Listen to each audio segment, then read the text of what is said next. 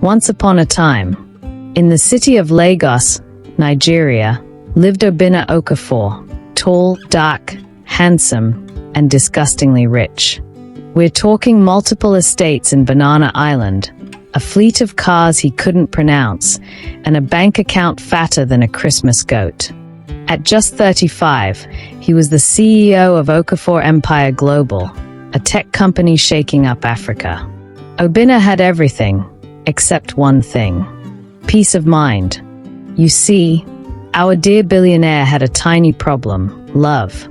Not the casual Netflix and shawarma kind, but the real, deep, if I go broke, will you still ride with me type of love. That kind of love was rare, especially when you had 5 gorgeous girlfriends, each one claiming to be the one. There was Chika, the Instagram queen with a waist so snatched, even her shadow had curves. Aisha, the spiritual one who prayed in tongues and sold herbal tea.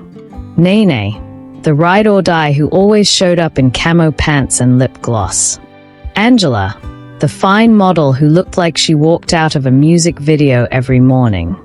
And finally, Jane, the quiet personal chef who mostly stayed in the background, frying plantains and minding her business. They were all beautiful. They all said they loved him. But Obinna had trust issues. And so, like any normal, emotionally damaged billionaire, he decided to fake his downfall to find out who truly loved him. He disappeared from social media, shut down his business operations temporarily, told his inner circle to leak news to the press that he was under EFCC investigation for embezzlement. Headlines screamed, "Obinna Okafor's empire crumbles. From billionaire to broke man in 24 hours. The world went wild. And so did his girlfriends. Obinna changed his number, got a cheap apartment in Ikeja, and started calling each girlfriend, one by one.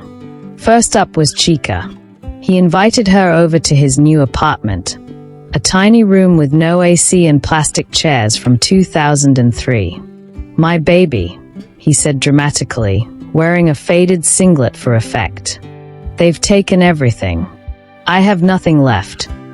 Chika looked around and blinked. "So, no more Range Rover.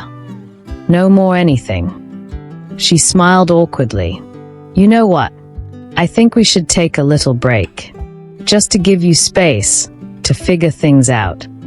3 days later, Obinna saw her on Instagram dancing in Dubai with Dapo, his ex-friend and self-proclaimed influencer who had teeth whiter than his morals. Next up, Aisha. "My king," she whispered, holding his hand. "This is a test from the universe." Obinna smiled. "Finally, someone spiritual. But last night I had a dream. You know, I just don't dream. If I dream, it definitely means something." "Okay, so what was your dream about?" Obinna asked. "I saw a man named Kabiru. He was rich, driving a G-Wagon. I think he might be my real soulmate, the one God has ordained to be my husband." Obinna looked at her and just smiled. She kissed his forehead and left. The next week, she posted her engagement to a man with a beard so big, it had its own ecosystem. Obinna sighed. So even Aisha was with me for money. Then came Nene. Loyal Nene. She came over with groceries and even cooked. She told him she didn't care about money. She rubbed his shoulders and told him she believed in his bounce back. But Obinna noticed something strange. Anytime she's with him, her phone was always on silent mode. She always took calls outside. One night, she slipped and mentioned Khaleda in her sleep. Chief Khaleda, Obinna's biggest business rival. The same man who once tried to buy his company out during a hostile takeover? Immediately, Obinna swung into action.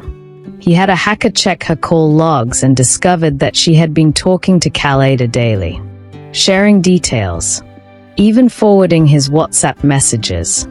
Loyal Nene was a spy with a pot of aguzi. Then came Angela. Sweet, sweet Angela. At first, she stayed. She even brought him scented candles. But then one day, Obinna decided to test her. He asked, "Can you lend me 100,000 naira for food and rent? I will pay you back." He didn't even finish his statement before she blinked like an iPhone on low battery. "A 100,000 naira. I don't have that kind of money. Obinna, I don't think I can survive this poverty with you. I'm not emotionally strong enough." "What do you mean you don't have 100K to borrow me? I know that you have this money, but it's okay." When Angela left Obinna's house that day, she started ghosting him. He will call, but she won't answer the phone. That same weekend, she was spotted holding hands with a young politician in Lekki Phase 1. Obinna nearly cried. Because among the 5 girls, Angela was the one he really loved.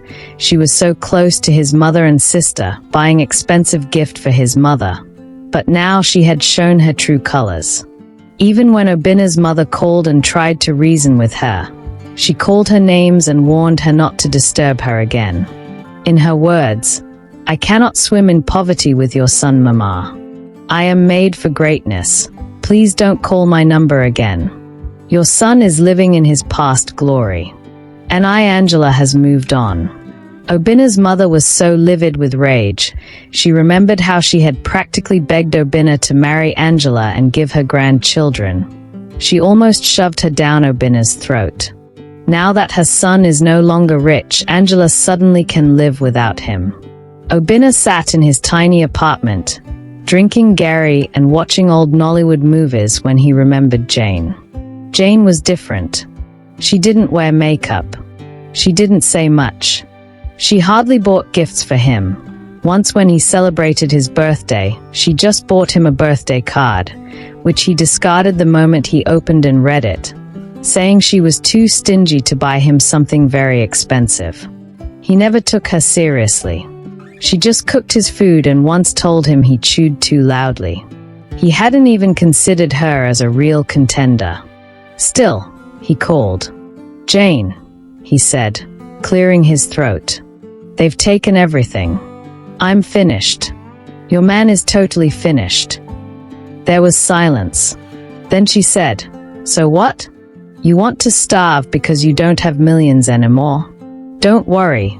I will bring hot jollof rice for you to eat, or better still, come to my place so we can eat together." Obinna chuckled. "You'll still cook for me?"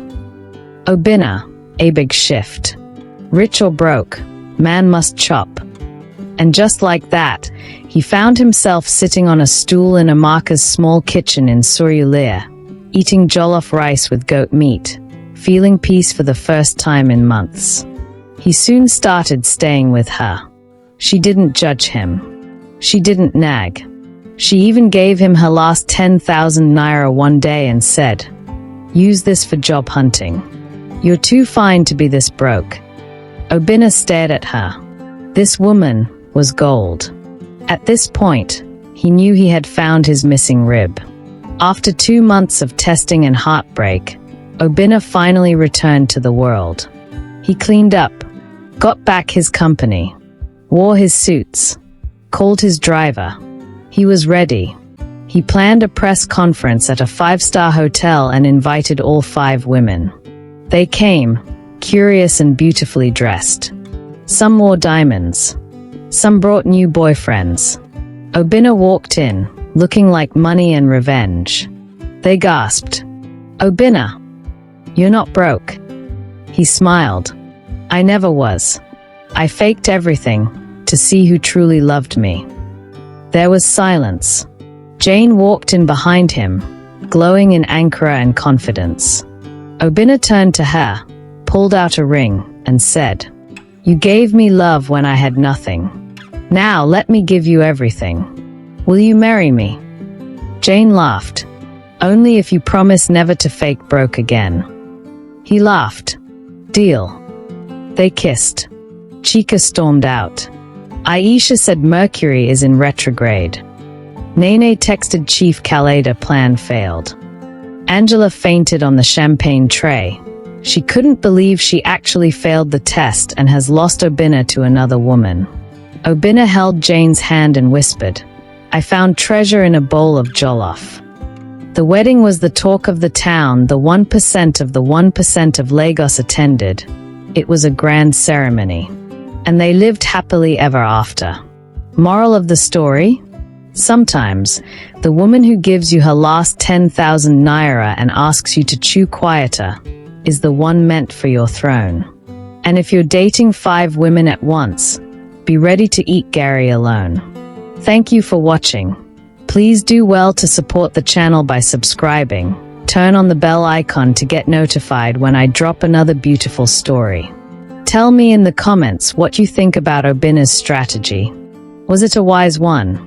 Would you advise your son or brother to toe the same path as Obinna? I'll be replying all comments.